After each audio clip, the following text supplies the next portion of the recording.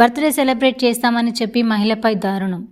Birthday celebrate చేస్తామని నమ్మించి ఓ మహిళపై ఇద్దరు వ్యక్తులు సామూహిక అత్యాచారానికి పాల్పడ్డారు. శుక్రవారం రోజు కోల్కతాలో ఈ సంఘటన జరిగింది.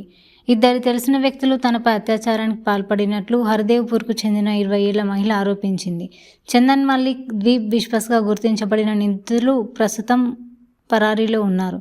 ఈ కేసుపై పోలీసులు దర్యాప్తు ప్రారంభించారు. బాధిత మహిళతో నిందితుడు చందన్ మల్లిక్తో కొన్ని నెలల క్రితం పరిచయం ఏర్పడింది. దక్షిణ కోల్కతా పూజా కమిటీ అధిపతి అని చెప్పుకున్న మల్లిక్ ఆ తర్వాత ఆమెను దిలీప్కు పరిచయం చేశాడు. ఇద్దరు కూడా కమిటీలో ఆమెకు ప్రాధాన్యత ఇస్తామని హామీ ఇచ్చారు. ముగ్గురు కూడా తరచుగా మాట్లాడుకునేవారు. సంఘటన జరిగిన రాత్రి నిందితుడు మహిళను రిటెన్ పార్క్ ప్రాంతంలో ఓ ఫ్లాట్కు తీసుకెళ్లాడు. అక్కడే వారు భోజనం చేశారు. ఆమె ఇంటికి వెళ్లడానికి ప్రయత్నం చేసినప్పుడు వారు ఆమెను గదిలోనే బంధించి అత్యాచారం చేసినట్టు మహిళ ఆరోపించింది. తర్వాతి రోజు ఉదయం ఆమె తప్పించుకొని ఇంటికి తిరిగి వచ్చింది. బాధితురాలు హర్దేవ్పూర్ పోలీస్ స్టేషన్లో ఫిర్యాదు చేసింది. ఈ కేసులో దర్యాప్తు సాగుతున్నట్లు పోలీసులు వెల్లడించారు.